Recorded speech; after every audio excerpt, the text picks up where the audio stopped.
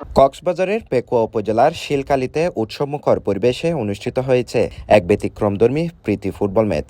হুসেন আলী মাতব্বর ফাউন্ডেশনের উদ্যোগে আয়োজিত এ খেলায় মুখোমুখি হয় স্থানীয় বিবাহিত একাদশ ও অবিবাহিত একাদশ।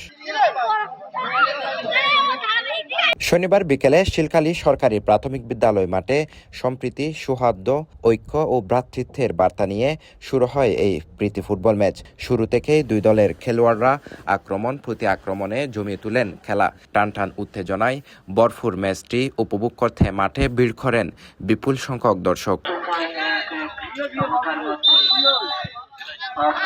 নির্ধারিত সময়ের খেলায় উভয় দল এক এক গোলে সমতায় থাকায় ম্যাচের ফল নির্ধারণে গড়াতে হয় ট্রাইব্রেকারে অবিবাহিত একাদশের গোলরক্ষক মোহাম্মদ শাহিন অসাধারণ নৈপুণ্য প্রদর্শন করেন। তার দুর্দান্ত সেভের সুবাদে 3-1 গোলের ব্যবধানে বিবাহিত একাদশকে পরাজিত করে চ্যাম্পিয়ন হওয়ার গৌরব অর্জন করে অবিবাহিত একাদশ। কমপক্ষে 2-3 গোলে উইনার হব আমাদের প্রত্যাশা। আপনি কি এই বয়সে পারবেন? আমরা তো সেই টেন্ডেন্সি এখনো আছে, সেই সাহস এখনো আছে। আমরা তো এখন এনার্জি নাই, আমার বয়স হয়ে গেছে।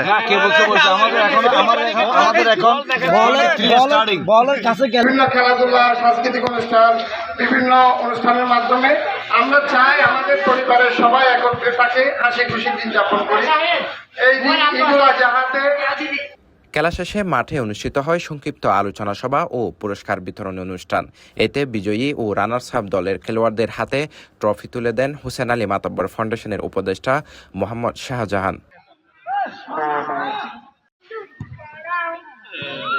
এদিকে পুরো ম্যাচে চমৎকার পারফরমেন্সের জন্য ম্যাচ সেরা বা ম্যান অব দ্য ম্যাচ নির্বাচিত হন ইয়াহিয়া ইফতি, আর টুর্নামেন্টের সেরা গোলরক্ষকের পুরস্কার অর্জন করেন মোহাম্মদ শাহিন।